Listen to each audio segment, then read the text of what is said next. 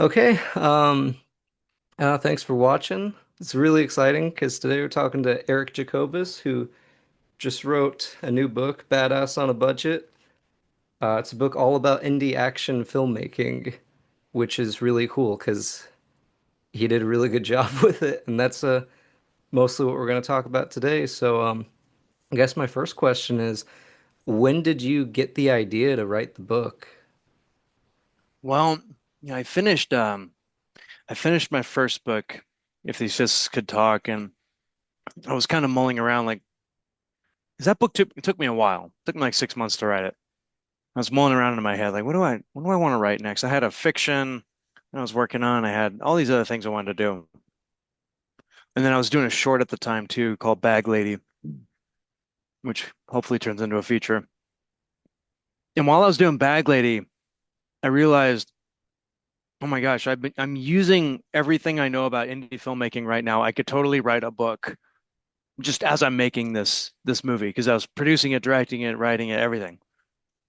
And it kind of just came out of that. So while I was doing Bag Lady, I was just kind of like it felt like I was vomiting this book out because it was just 25 years of pent up information in my head about all the aspects of production. And one of the things that hit me first because there's AI everywhere right now, and um, people were sending me AI videos all the time, and it's very tempting to sort of use that as a subject piece for a chapter, for example. It's like using AI. And at the time, I was reading Walter Murch's book on editing, and and this book is his book is from 2001. It's called In the Blink of an Eye. And the second half of it is this update about digital filmmaking, the future, right? And Yeah. I'm reading it and I'm like, wow, this is really dated. Like the first half of the book is timeless because he doesn't even talk about the process of editing. It's all about editing, but it's just like like his experience of how editing and acting sort of align and all is beautiful. And then the second half on digital filmmaking, nonlinear editing is the future. An Avid system is only $8,000, right? Oh man. And I was just like, I really don't want it to be that dated. So I just decided I'm going to be tech agnostic. So everything in the book, and I mentioned tech and I mentioned the tech that I use, but the tech that you use is never really the answer to the problem, right? In Right. a sense, you can always use tech to solve problems, but I don't want to present it as like the fulcrum point of anything. Um, Really, any kind of film can be made on any kind of technology. It just depends on how you want to create. So the book should be timeless. Hopefully, in 150 years, when people are reading the book and watching this episode, they'll find it just as relevant then as all this stuff was to Buster Keaton, I like to think. Oh yeah. I was just talking about Buster Keaton with a coworker the other day. Some of that old stuff's insane, but I mean, it really is timeless. Like just good art just always kind of sticks around. Um, but yeah, the what you said about kind of like vomiting up the book, that actually like made a lot, a lot of sense to me because as I was reading it, it almost feels like it's like a stream of consciousness. Like it's not so much like a textbook where it's like, okay, we're going to talk about like every single aspect of this and then move on. It's kind of like as your brain is thinking, it like moves on to the next thing, uh, which made it a really easy read for me. I really liked that. Um, and yeah, the no tech thing, that was also like a huge win, I think, for the book because some of those books, like for textbooks or anything, tells you like what to get, and then you're thinking of like, well, this book's like 5 years old, so it's like they got two new models out by now, so it's like, well, which one do I get? Yeah, just in 5 years. 5 years ago, nobody would Yeah, have written about AI. yeah, Nobody. no, especially not the Bruce Lee versus Incredible Hulk videos that are being Yeah, produced. it's just nobody even thought that that would be possible. Yeah, I mean, one of the things I mentioned in the book, just in terms of, not just the book being tech agnostic, but trying to approach action filmmaking from a tech agnostic perspective. And I'll give you one example. So back in, the early 2000s, every prosumer camera that you bought shot at 30 frames per second or 60 interlaced frames per second. It had that soap opera look to it. And you could run it through filters to make it kind of look like 24 frames per second. And then in 2003, the DVX 100 comes out that gives you 24 frames per second. And then we had 24p. We called it 24p back then. I guess that's the standard term still. But the issue was still, how do you get slow motion? And there was really no great way. You could do 60i and kind of slow that down, but you lose resolution. There was never a really good solution for slow-mo. Okay, well then the Red camera came out. I think it was in '07. And the Red camera allowed you to shoot at 120 frames per second, which meant 20% speed at 24 frames per second. Or maybe it was 96, I can't remember. At any rate, suddenly everybody thought like, wow, we need to use the slow-mo feature. And so there were entire movies kind of dedicated to speed ramping, where all of the action was, they'd fight, fight, fight, and then right, they do this is like every shot was like this. And that was cool and all, except there was one issue. The issue is that the Red does not do slow-mo or speed ramping the same way a film camera does. With a film camera, when you do speed ramping on a film camera, you literally slow down, excuse me, you speed up the film.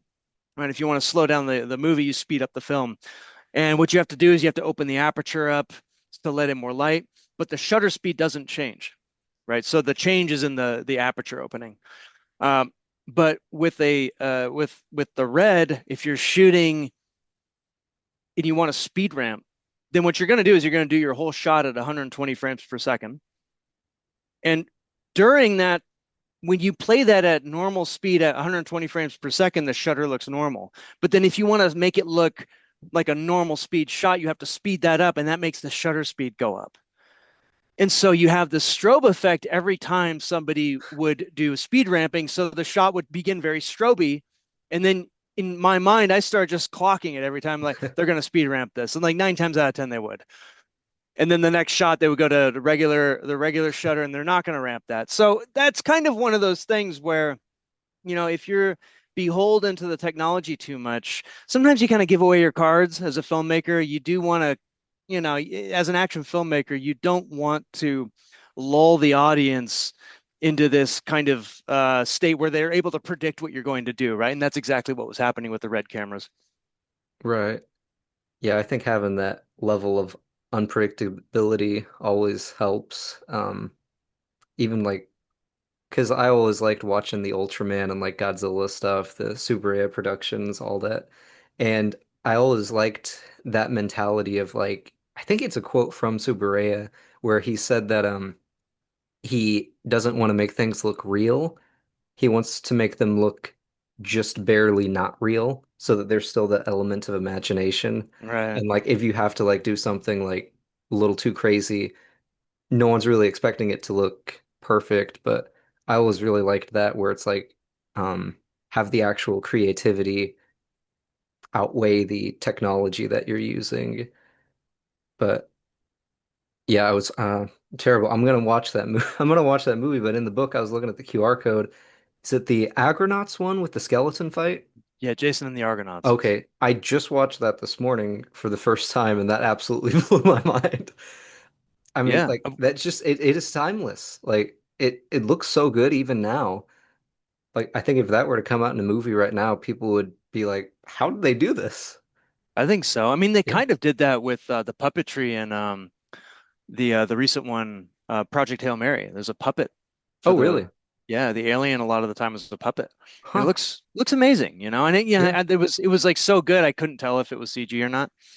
Um, that's something to, clarify is that I'm not against using technology, Right. but the fundamentals of puppetry when you're doing skeletons fighting on a blue screen, which is what they did back then, or King Kong climbing a building, or making Avatar.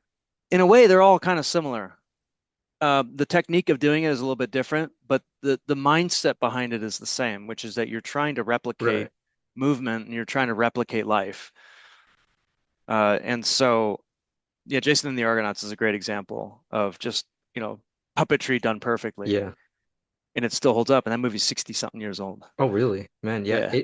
it absolutely blew me blew me away. Mm. I had to, like when I watched it, I was thinking like, well, wait, did they do the humans or the stop motion first? I'm like, well, of course I got to do the stop motion after the humans, but like Yeah.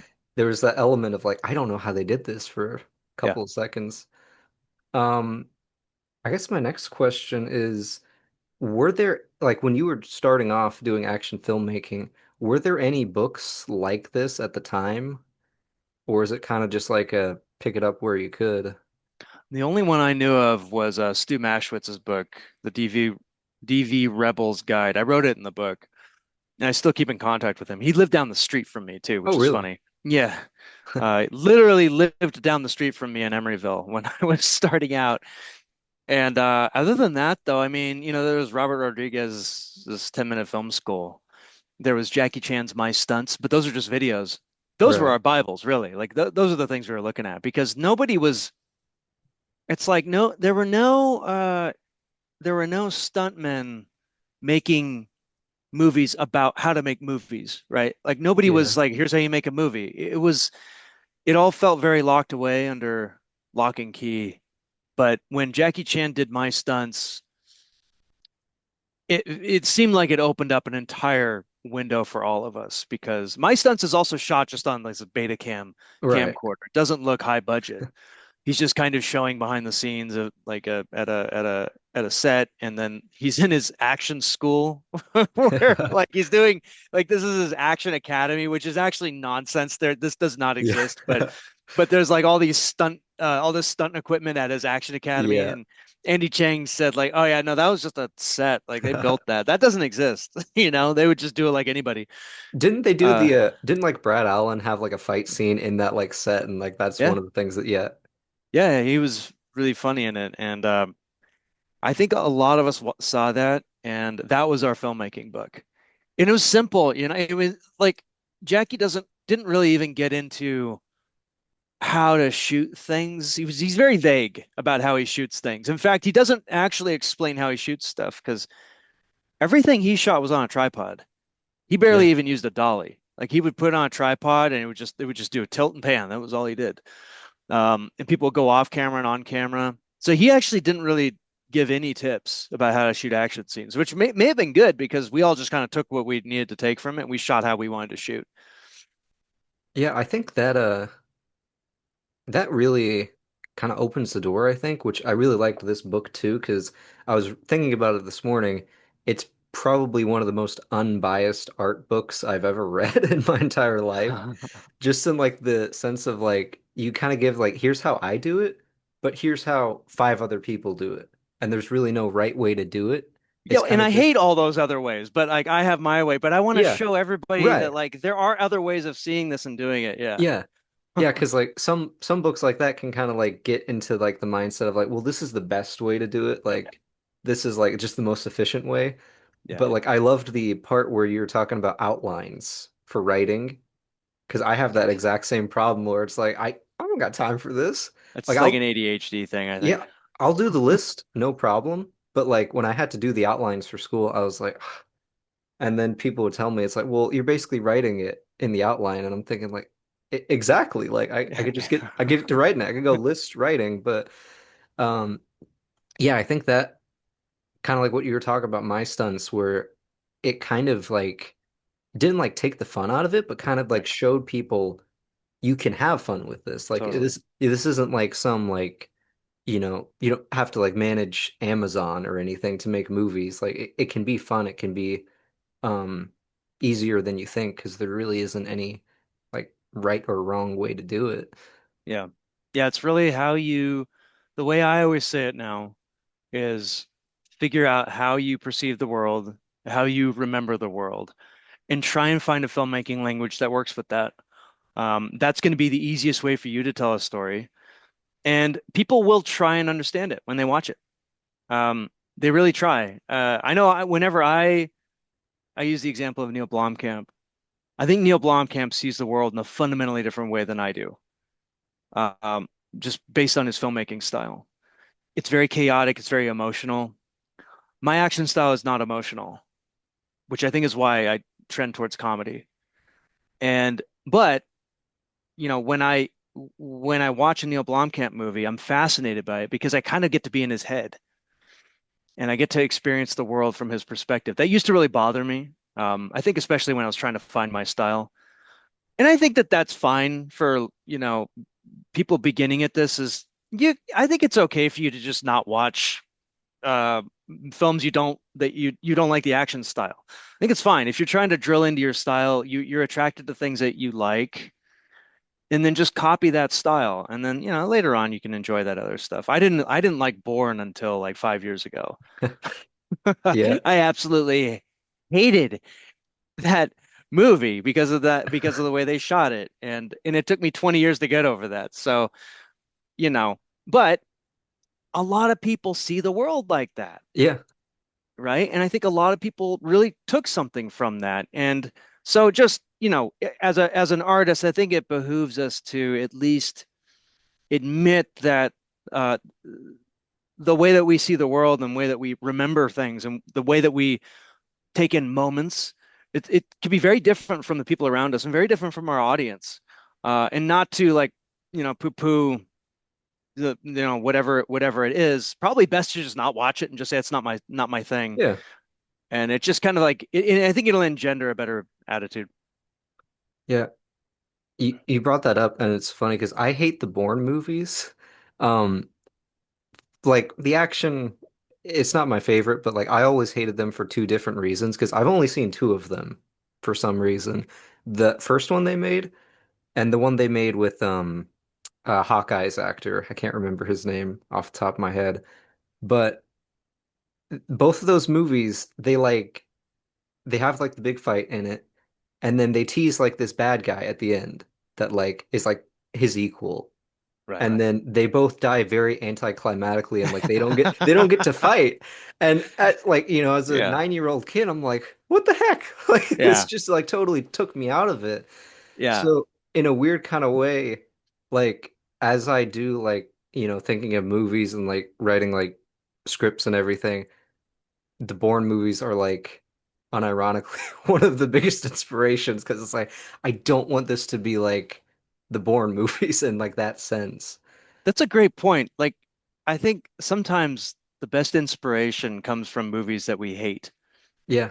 where we're trying to fill in the empty space that this movie left in our heads.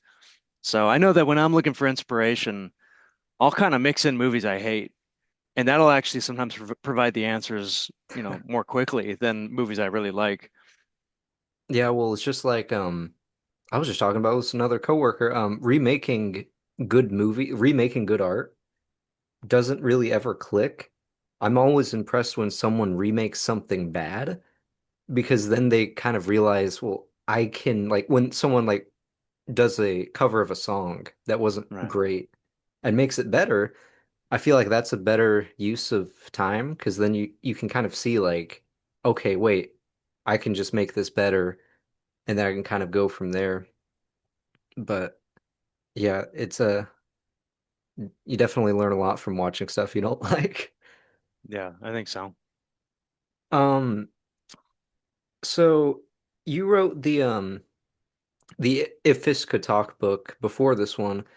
How was the writing process different from book to book? It's night and day.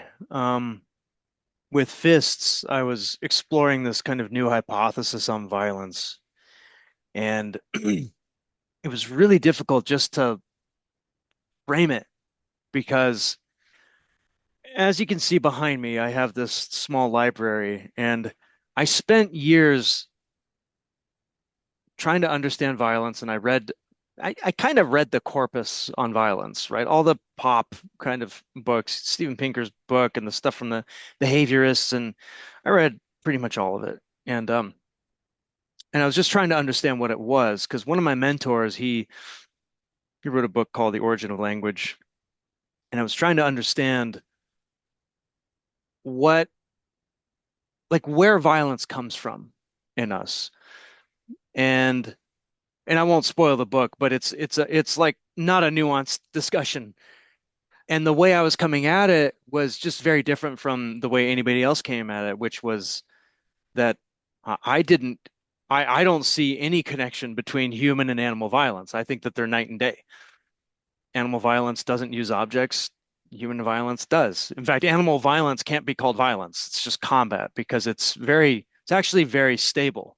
And they use it all the time to set their hierarchies. And humans that we just can't. It just doesn't Right. work. It just explodes out of proportions every time. And in order to even frame that, I had to like rethink everything. And I kind of beta tested it at a conference, and that was in Mexico City. It was called Colloquium on Violence and Religion, and I put the video on YouTube where I did the presentation, and I kind of pitched the hypothesis to 50 or 60 people, and I was able to corner all of them. And I realized then, okay, now I've got a structure. I figured out my elevator pitch. I treated it like a movie, right? I was like, I got 30 Yeah. seconds of this guy's time. You thought about the fact that, animals don't use objects. What are you talking about? Yeah, they do. No, they don't. Da da da. Humans do. I think that's why we have language. And they just, which kind of like knock them on their butts a little bit. And I was like, cool, I think I got something. So so then I had written a short kind of like a vomit version of this and never released it. And then I cut out a bunch of that and I redid the out. I started from an outline, a list, and that just became the book, obviously. And that part, writing that took me like 5.5 months. It took a long time just because I was constantly reorganizing it and everything. Compared to Badass on a Budget, I know exactly what order I'm going in. Creativity, Right. pre-production, production, post-production, release. It's very easy to structure that. So whenever I had a new idea, I knew exactly where to put it. But anytime I had a new idea when in If These Fists Could Talk, it sort of like changed everything. So it's very difficult writing a, I'll call it a science book. It's a science book. It's very difficult writing like a nonfiction science book because, the bibliography is like 400 or 400 books or something. Oh yeah. And it's just, you're a little bit paranoid that you're covering yourself properly. Whereas writing a filmmaking book, yeah, I feel like I have an idea. There's 16 sources in this one. Yeah. Um, but the thing that took a lot longer with Badass on a Budget was the QR codes. That took a while. Because there's like 180 or so. And with those, you can, and they're in fists also, but if you find and I'll just tell you honest, you find a QR code, you can scan it with your phone and it'll take you to a link that's relevant to what I'm talking about. And that just Yeah. took forever. And it really like the formatting of a book and the layout and so getting the font right. And then you print a copy, you got to wait 3 days, you get it, margins off by a quarter inch, these images over, I got to do that. So it's like weeks of just that stuff. Yeah. And just the writing process itself for Badass on a Budget was like a month and a half, maybe, of total writing. Oh man. Way shorter. Yeah. Yeah, I think the QR codes worked really well because this is like Good. yeah, I always I always like it when like they put like extra information in a book where it's like that grayed boxed area, but I'm also kind of like it almost feels like extra work somehow. I don't know if I'm I just agree with, I am exactly the same. Yeah. just lazy or what, but Like, do I so when read I saw this at the end of the page or the middle of the the page? Like, yeah, you don't know, like it kind of disrupts the flow almost, yeah. but I really like the QR codes because like you can read it and then it's like, oh, okay, well, I've seen that, so I know what he's talking about. Or you can be like, well, I haven't seen that, but I can move on and come back to that. And it just kind of like I really enjoyed the QR codes. I think they really I'm make the glad. book um kind of extra special, I guess. Awesome. I'm glad. Um, One interesting question I had maybe was what would be like at the start of your career, what would be one thing in this book that you really wished you would have known that would have really come in handy? Yeah. What I really wish I had known. Um, hmm, hmm.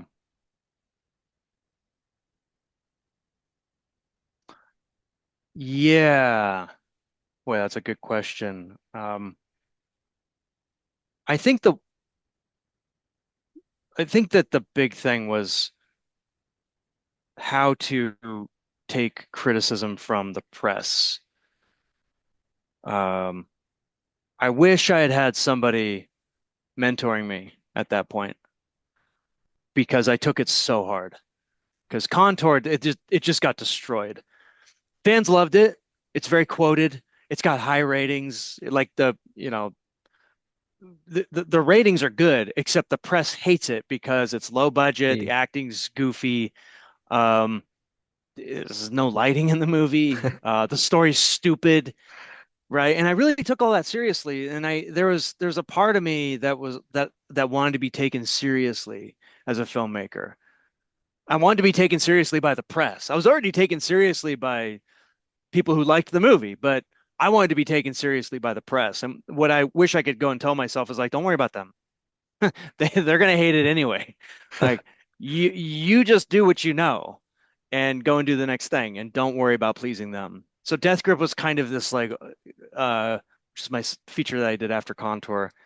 It's this sort of like overcorrection, I feel, where it's super somber, it's dark, and people like it, but I tend to just say like you should just watch either Contour or Rope-a-Dope or like Blindsided or Bag Lady now because I actually don't really like the tone of Death Grip. I feel like it's depressing. And yeah, so I wish I could have gone back and encouraged me to, it's fine to listen to the critics, but just don't take that stuff to heart.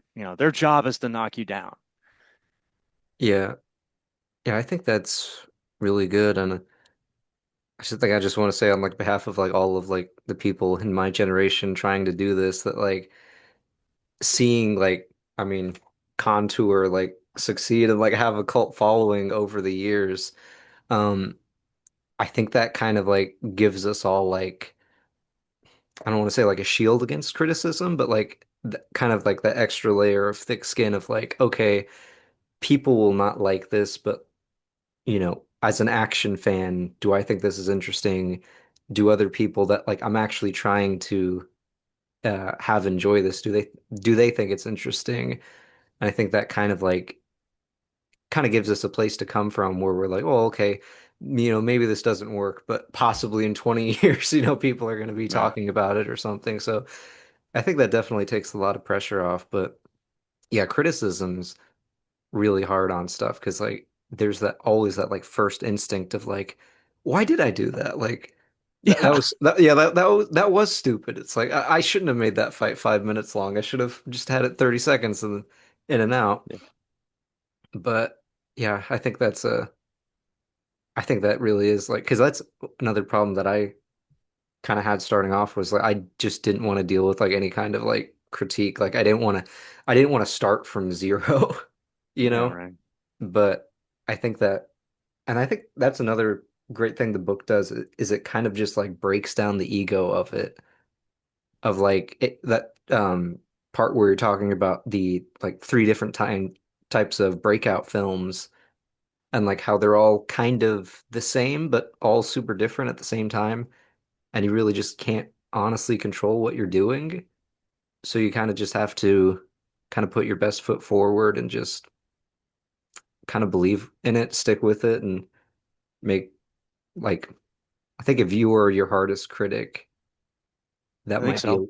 that might be a little I think that's a little easier if you don't listen to other people and you're like honest with yourself and still listen to what people say, but like kind of siphon it a little more. Yeah. Yeah, I definitely didn't have any grace with myself back then. I was super hard on myself, and that inevitably projects outward when you yeah, when you look at what you did in the past, or you look at your childhood, or you look at whatever mistakes you may have made, and you say, ah, stupid kid, I can't, why was he like that? Why was I like that? It was so dumb. I can't believe I thought like that. Um And it's very hard to keep that inside. It actually tends to boil over and you tend to do it to other people. And and the other thing too is, self-criticism like that, or I guess you could say just it's almost like it's not necessarily self-criticism. It's just being hard on yourself. Uh that's hard for people to be around. People are not inspired by that at all. it never inspires people. It tends to knock them down because they're worried you're gonna do it to them. Why wouldn't you? If you're that hard on yourself, what's to stop you from doing it to them? And I used to get so frustrated with myself, and I noticed that it would create this blast radius, just because I was so mad at myself. And I was like, well, why, like, don't they know I'm doing this for the art? Why is that not attractive to them? Right? But that's not what it's about. Um, it's much more about, having grace, and people feed off of that. When you have grace on yourself, people love that. They absolutely love it. It's very inspiring for people. When you make a mistake, you go, "Oh my gosh, can't believe I did that." All right, well, like we got to deal with that. They'll help you, right? But if you're going, "Oh, I can't believe I did that. Oh, I got to figure this out." They don't really want to help a lot of the time. So, Yeah. Yeah, I think that's really good advice. so I would have told myself that too, but I don't know how much good it would have done. I would have been like, "Oh, I don't have enough grace on myself. Oh, I can't believe it." Yeah. Oh. Yeah. Yeah. Hindsight's always 2020. Yeah, I don't know how I would have taken that. Yeah. Um, was there anything that you personally learned about action filmmaking while writing the book? Hmm.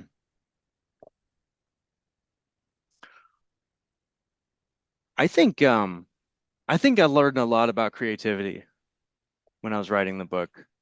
And I always recommend this John Cleese video. It's called Success in Management or something. It's a horrible title, but it's a creativity in management or something. It's a lecture he gives. It's the first QR code that I have in there on a video. And he just talks about how to engender creativity in your workplace as a manager. And then this comedic part at the end where it's like how to snuff it out completely. And he gives these like very kind of corporate ways that you can snuff out creativity, right? And I think that when you think of creativity, it's like jazz, I think. I don't play jazz, but from what I understand, jazz operates the kind of same way, which is that it's not like this rational analytical process that you're in. It's much different than that. I guess the way that John Cleese talks about it is it's the open state. If anybody doesn't know, John Cleese is one of the head guys at Monty Python and comedic genius. And when you're in that open state, you're able to synthesize new ideas together. And you realize how useless your analytical brain is in creativity. The analytical brain is really useful for tooling jokes, I mean, just in terms of jokes, right? In comedy. The way that you come up with a gag is not by sitting down with pen and paper going like, think, damn it, think. I Yeah. could write a joke. You'll never get a joke that way. What you can do is after you've been in an open state, whatever that is, maybe you're doing dishes. I tend to get my best ideas when I do dishes, when I do a shower, when I'm walking around thinking about something else completely unrelated. I get my best ideas then, and I capture those, I write them down. I just don't really think about them too much more. And then when I go pen to paper, then I can start constructing a scaffolding around this gag or action idea or whatever, or a story. And I felt that that was very liberating, and it took the pressure off. Where I'll be in a mode where I'm like, I'm not really feeling like I'm in an open state. I don't think I'm going to be very creative right now. I'm going to work on structure stuff right now. Or if I'm like, I'm in a very open mode right now and I have some ideas and I'll like throw a bunch of interesting ideas down and one of those might become a thing. I don't know. Um, and so thinking of creativity that way, instead of it being the kind of I have to sit down and write something at Starbucks thing, I think is very liberating. It takes the pressure off. Yeah. Yeah. I'm sure anyone who's ever tried to do anything creative has had that exact same problem of trying to force it and then getting mad when nothing happens and just thinking like, well, I guess I'm just not creative. And then like, that's it. Now my career's over and I'm useless. Yeah. I should just Yeah. quit. I Yeah. can't remember. I think it was like think it was something you said in the Discord because I've been doing it a long time now, so I can't even really remember what happened. But I just have I use sticky notes all the time at work. So now whenever I'm working and I get an idea, I'll just be like, oh, I'll just like write a sticky note down, stick it to my wallet, and then when I come home and like take everything out, and I'm like, oh yeah, I was gonna do that. That's interesting. But Sticky notes, interesting. yeah, it's it's just what I had around. I don't like I said, I can't really remember why I started doing it exactly, but I think it was something you had said.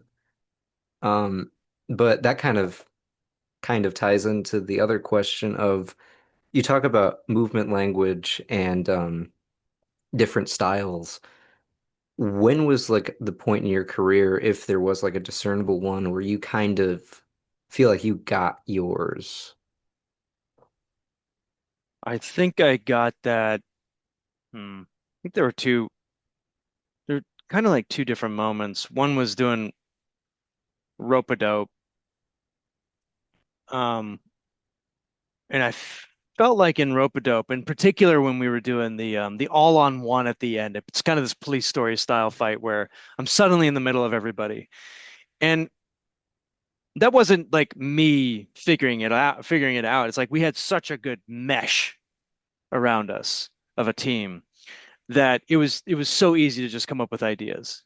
And that to me was like, oh, this is exactly the style I've been looking for. Here it is. Let's just milk it. And we just milked that for like 5 or 6 shots. And but then I feel like and that was the kind of Hong Kong style I had been chasing for like 13 years. It was this weird epiphany at that moment. I was watching playback. I was just like, yeah, this is exactly what I was hoping it would be. Exactly what I wanted, which like doesn't happen very often, right? Yeah, Um, that was in 2013. But then in around 2016, when I was doing God of War, I kind of learned a different way of movement when I was doing Kratos. And that was a sort of second epiphany, I guess, where I learned that there's just a completely other, different way of movement that um, also made sense. It broke me out of the kind of Hong Kong first or Hong Kong. I think Hong Kong style is still first for me. I still always gravitate towards that, but I started seeing the value in all these other movement styles, and I started understanding why people like those things, why people liked this, why people like WWE yeah, wrestling, why people. I started understanding that finally when I was doing God of War. That was a very like eye-opening experience. yeah. It's I thought it was interesting because I'd never really thought about that before, but it really makes sense because like not all fight scenes are like structured the same, and when you really like are looking at it from that point of view, you can almost like tell exactly like when or where something was shot, like uh just based on the movement sometimes. But yeah, I think wrestling is very interesting. I've been trying to get into that a little more just because um some of these matches are like 40 minutes to an hour long, and it's just like two people in a ring. Sometimes they'll go out and like do other things, but it's basically like a 1 hour fight scene. And I'm trying to crack like why that doesn't work in a movie. Mm, Like for some reason, like that kind of like, for people like us, we might think that's awesome if it's like a well-constructed fight scene, but for like most casual viewers, um, they really wouldn't like that. yeah, That wouldn't be like appealing. But at the same time, those same people might really like a WWE match. And I just think yeah, that's interesting, and I'm trying to get that cracked. yeah. It's kind of like the Bourne thing, I think, where I, I don't. It doesn't really scratch my itch, but I can kind of see why it scratches a whole bunch of other people's itches, and it helps me to be little bit more understanding, I think, and less cynical and less. I would get so angry, like even like if I was working on a job, for example, when we did Man Who Feels No Pain in India. we were very adamant about like maintaining this kind of Hong Kong rhythm and the camera style and everything, and the production was down with it. Um, and then when we edited it exactly like a Hong Kong movie. And I remember the director, his feedback was, "Yeah, we're actually trained over here in India, kind of on the Marvel style of editing." And they ended up changing the edit a little bit, kind of maintained the Hong Kong style, but they made it a little bit more like American almost, where there's a little more montagey. It's less about showing everything. It's a little bit more emotional. And I used to get really mad about that stuff where it's like, well, this is my vision. I designed it to be, I shot this fight to be edited this way, right? Right. Which like you can do that on your movie. You just don't have that luxury when you're being paid to go to India, and it's just not going to happen. Uh, and I kind of, gave up the cynicism at that point because there's a reason for it, right? And people liked it. And maybe people wouldn't have liked my version as much. Um, so yeah, I kind of see movement the same way where there's a certain movement style in Indonesia and there's a certain movement style in the swashbuckler movies, and I think there's a reason for that stuff. It's not arbitrary, I guess you could say. Right. This is it's an interesting question that I heard John Allen Sores talking about, and I've been thinking about it ever since. I want to see what your opinion is on it.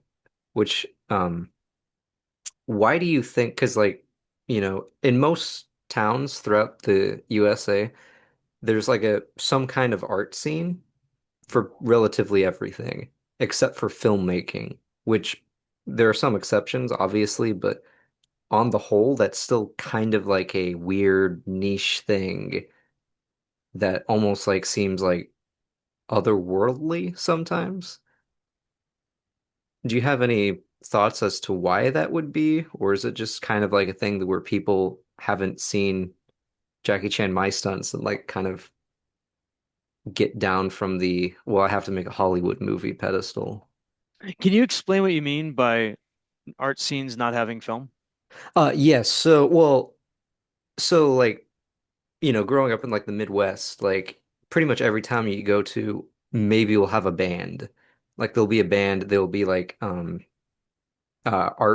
expos like for paintings and sculptures and stuff like that. Um, but filmmaking, there really aren't too many like groups of people just like doing that as like a normal thing. Like if I Hmm, was to ask someone like, "Hey, do you want to start a band?" Most people would be like at least interested in like, "Okay, like that's a normal thing to do." But like you ask someone, "Do you want to make movies?" and got like, it. yeah, Got it. Especially action movies. yeah. Yeah, it feels like such a big ask. I don't know. I wonder if that's changing. Maybe it's not. Maybe it's exactly the same. I'm Um, sure it depends on the area too, but yeah. It was definitely weird for us in Reading, which is near Oregon, it's my hometown. Nobody made movies there. Like this small town north of Sacramento. Like the thought was just stupid. What do you're gonna make? And the way I pitched it was like, well, it's like Jackass. We're gonna make Jackass movies, and that kind of sold them. But it's like we weren't really doing Jackass. Like this, it's nothing to do with Jackass. But that was my pitch. Um, and yeah, so I don't know. It's weird, right? Because with filmmaking, I don't know. I've never been in a band except in a school band, but I I actually compare filmmakers to, band members in this book. But really, your filmmaking team is going to be led by probably one person, unless you're siblings. More than right. likely, one person is going to lead it, unless you got like a brother, and the two of you are going to lead it, like the Coen brothers, right? Um, and that is, I think a band is a little bit more democratic, I guess. I don't know. I've never Okay. had one. Um, but a lot of other arts are either single person endeavors or they're group endeavors. And like a dance, right? Like a dance team. Um, so with film, with indie film, I feel like it almost has to be, and maybe this is my bias, but I feel like it has to be auteur driven. Like it just has to have this Right. benevolent dictator to get things off the ground who is able to sort of see everything. They can imagine the story, you're shooting, you can see the edit, you know the camera, you know kind of everything. And that's just it's kind of hard to attract people to that sometimes until you do it, but you need people in order to do it, Right. right? Like as soon as you make one, people go, "Oh my God, how do I help?" Right? And Yeah. but you have to get there. So you kind of have to lie and say, "Yeah, we'll do a jackass." I mean, got the foot in the door, I guess. Yeah, yeah. Actually, really, the reason we started it was because we watched this Jet Li movie called Last Hero in China, and this is in 2001. Last Hero in China was like a recent Jet Li movie at the time, and I think we were starting to kind of see the end of Hong Kong action, the great Hong Kong action films, martial art action films. Gorgeous had come out in 99. Who Am I was no, Who Am I was 99 or '01 maybe. I Think, can't remember. But like after that, it yeah. was like, oh my gosh, like, is there nothing left? And we had this kind of call to action where we were like, well, we were watching Last Hero in China, and there just wasn't a whole lot of the action that we liked. And we're like, well, why don't we just go do it? Let's just try this and see if we can do this, right? And the three of us were there, and we're like, all right, let's just go do it. I got an idea how to do that. I've been reviewing these things for 2 years now, so. And we did it, and it was like, okay, now we got it, and that drove it. So you just got to get that first one done, and then you can kind of snowball it, Yeah. I never really thought about pitching it differently, but that's a really good idea. That's a really good idea. right? Yeah, because it's like you can walk up to someone and say, "Oh, we're gonna do a movie," and then you show them like a scene from Contour, and then they're like, What is this? What is this?" Right. But I probably just need to like show them like a Dwayne Johnson scene or something. It's like, "Oh, It may be. you're gonna be Dwayne Johnson." It's like this is Right. this is gonna Yeah. be you. That's what you do as kids. Yeah, yeah, that's true. I never thought about that, but yeah, You have to let them imagine themselves in that. I think showing them contour is a little too close to home. yeah, It's like I don't want it to look like that though. yeah, You know, we all yeah, wanted to make Jackie Chan movies, and we've yeah. never made a movie that looks like a Jackie Chan movie, but you can kind of imagine yourself in there. So, yeah, Right. I think leaning on your team's imagination, like imagine yourself as The Rock. Yeah. Why not? Yeah, that's actually a really good idea. I need to, I need to try that. Yeah. Um, yeah, I was looking in the because I had this book just like on the shelf right next to me, and I guess Who Am I came out in 99 or 98, and then Gorgeous was 99. It's like those were like Oh, right I had them next to backwards. yeah, there was Oh, because I was thinking like, oh, I think that's right, but like I had the book right here, huh. so I'm like, oh, I think I can get the but yeah, All those right. two movies are absolutely insane. Those are probably two of my favorite Jackie movies. That final fight in Who Am I is just Yeah, it's absolutely great. amazing. Yeah. Yeah, I love it how that one ends too, where like he's like he thinks the fight's still going, like he's still amped, so like he's trying to get the guy up for like one more kick, and then he just like Yeah. collapses. That's so good. Yeah. That's a fun one to show people because like you show them like pretty much like the ledge breaks, I guess, and they're like looking at it. It's like, how'd they do that? And I'm like, I don't think you're really gonna like the answer to this.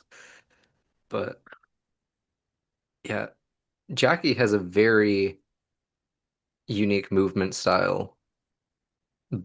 You can kind of see, that little bit of silent era in there, but he's still like fighting. I always thought it was interesting in Jackie Chan movies how he'll have gags, but those gags are always like part of the fight too. Like it's so seamless the way he does it. I write about him in the improv section of the book, um, and how in 1980 when he did Dragon Lord with 82, excuse me, he did Dragon Lord with Mars. Mars talked about this on my Action Talks episode with him, and they came up with a style that was like very freeform in that movie. And I swear that the term that he used was this rescue style of action. I might be making that up, but whatever. I'm going to go with it. But it was that kind of like very desperate kind of 70s adventure style of movement. And I feel like that liberated Jackie to do gags in a totally new way. You know, in the old way, when you do a gag, it's like the best way to do this is just to look at Jackie's movies and put them side by side with Sammo Hung's movies. And the way that Sammo does gags, it's like very theatrical. And it's like if there's a staircase, he's going to milk that staircase. If there's I a potted plant, right? Like it'll become a sort of like opera style. And what Jackie does is he sort of like undid that by removing the entire form and technique of opera and just throwing pure desperation into it. So you could have the two of them do the same gag and it would be played completely differently because Jackie sort of liberated himself from the opera style, which I think was his success. I think that's why he became a global star. Yeah. It's funny because I feel like that's his biography, right? Like, you know, you've got the book. I'm actually reading that right now. Oh, And really? yeah, I just got to the point where I've never read it before. I just got to the point where he starts at the Opera Academy. Oh man. Yeah. And Like he's the outsider and he's, you know, it's funny. no joke, I've probably like read this book cover to cover like 5 or 6 Oh, times. wow. Like in high school, like that was like my book. I just thought that was like infinitely interesting. But yeah, it's a good book. I think that because I never really thought about it before. It's funny you mentioned the Dragon Lord fight.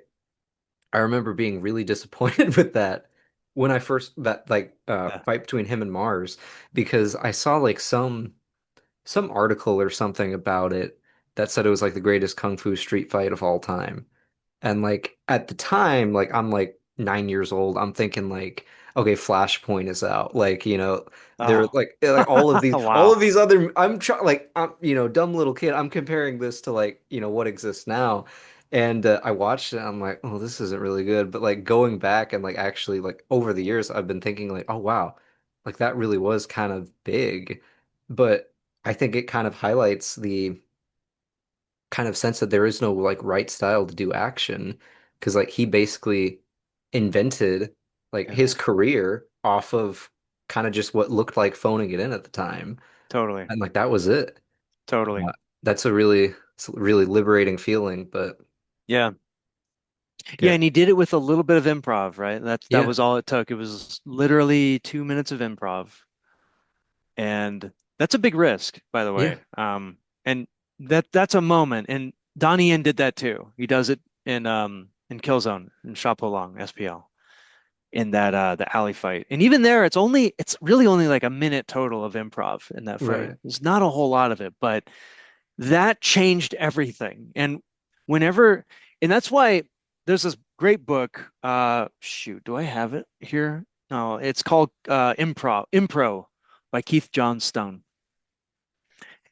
And I really do think that if you can integrate improv workshops, classes, techniques into your choreography system or into your production somehow, you can crack eggs like that and you'll find something completely new that nobody's ever done.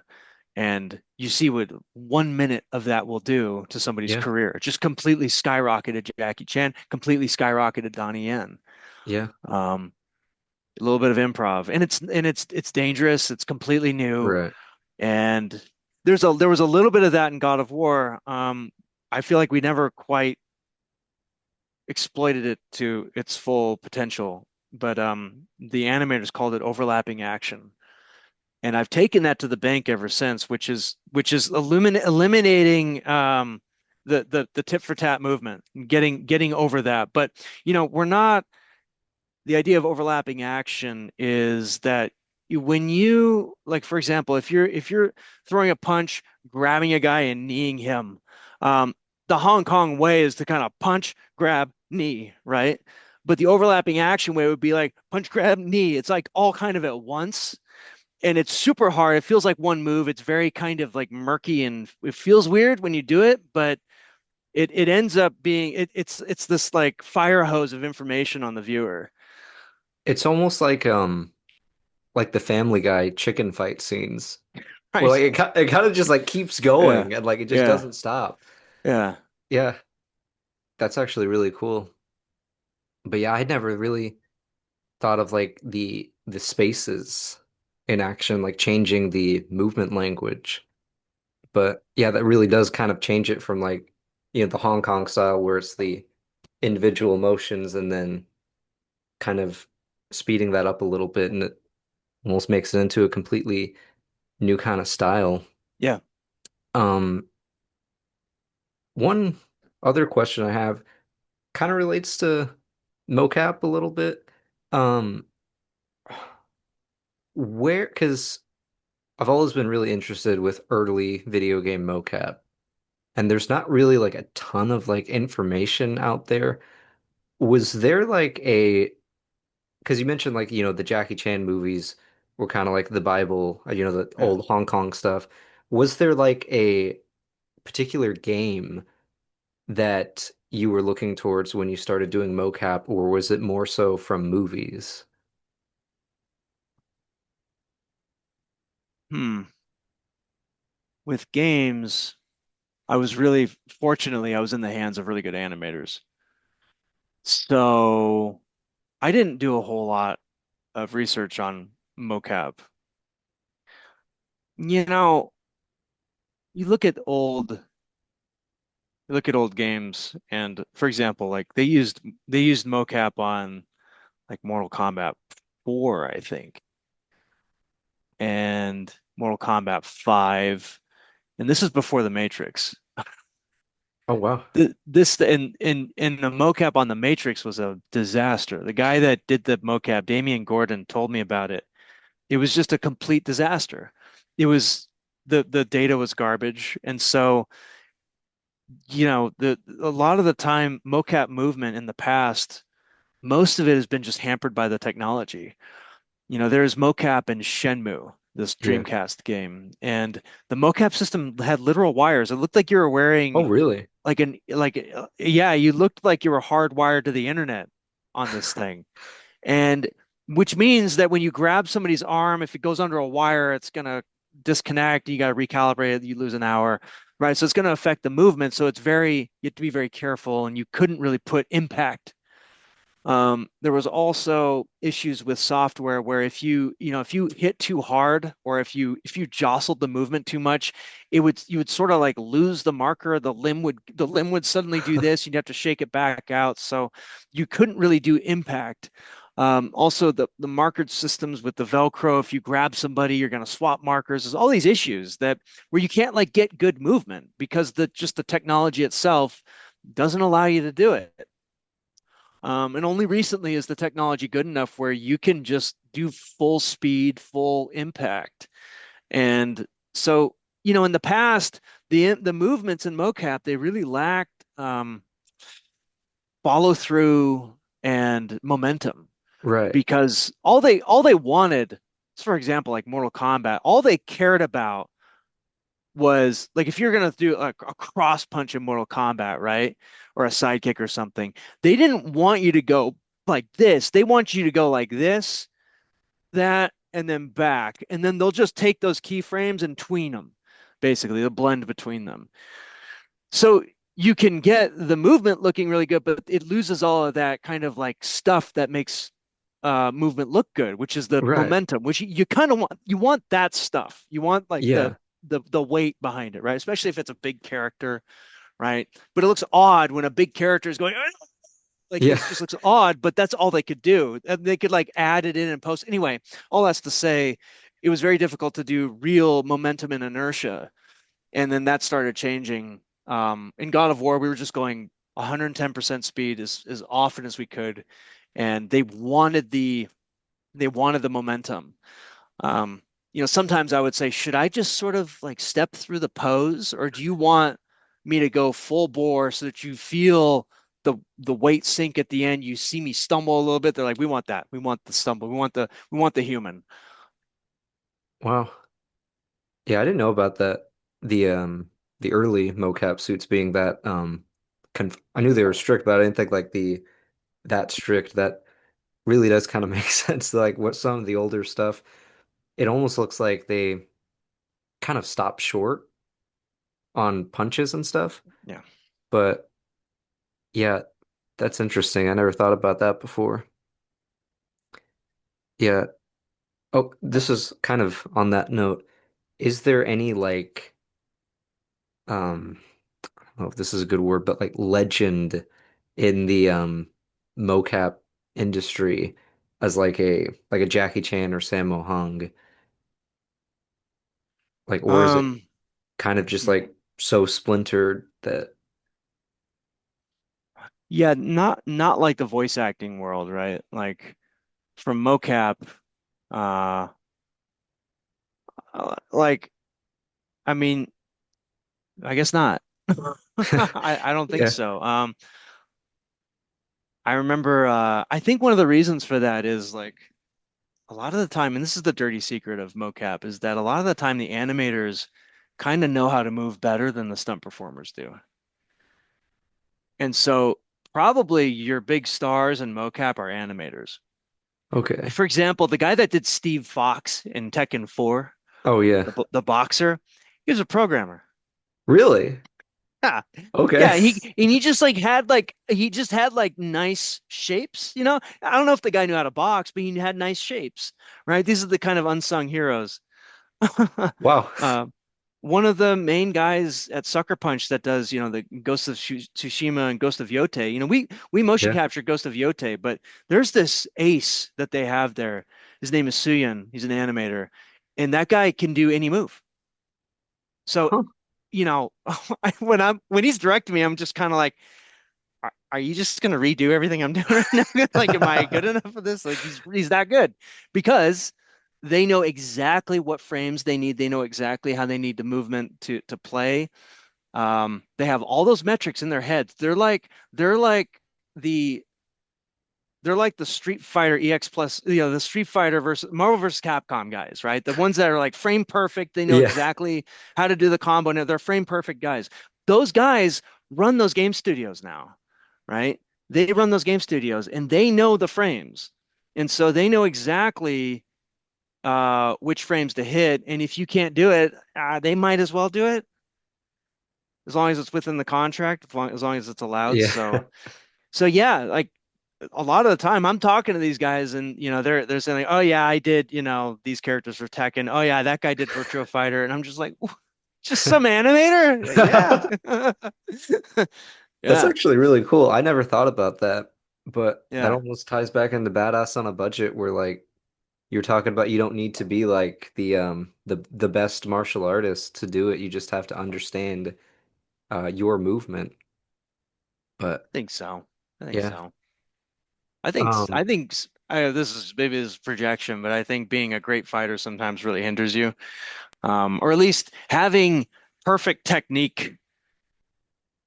Um, where is your voice then as a right. fighter, right? And the reality is that Hollywood is full of people who have perfect technique. I don't know if many of them know who they are in terms of movement style. I think a lot of them just hear their coach barking at them, and so they move perfectly. Okay, but who is that? Who is this character? Right. Right?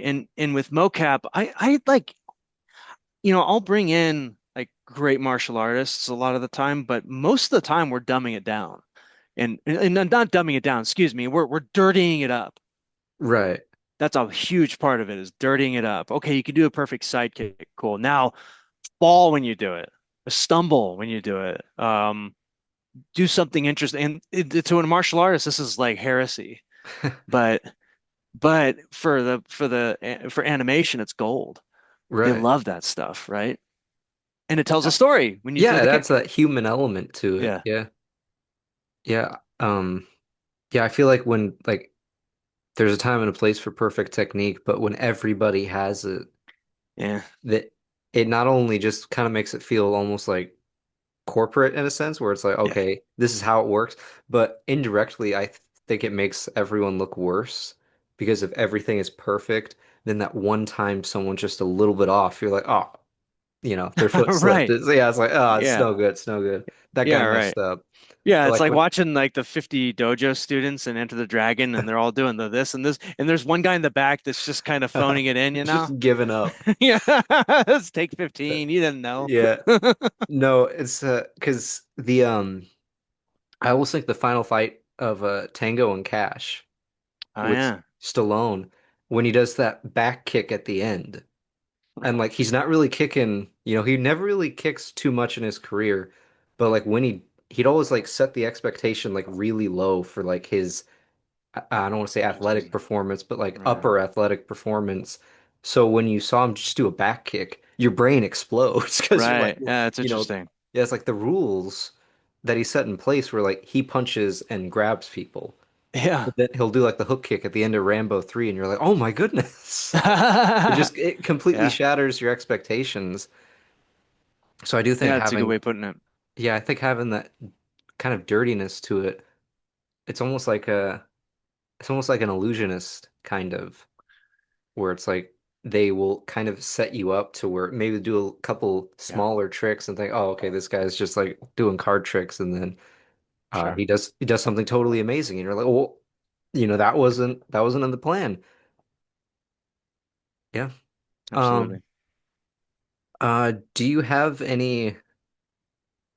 Don't know how to say special um notes for how to enjoy Badass on a Budget to the fullest for anyone watching this?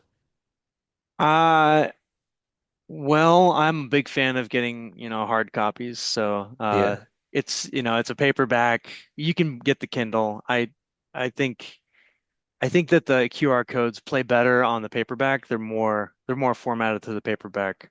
Um, and have a smartphone in hand so that you can look at the QR codes.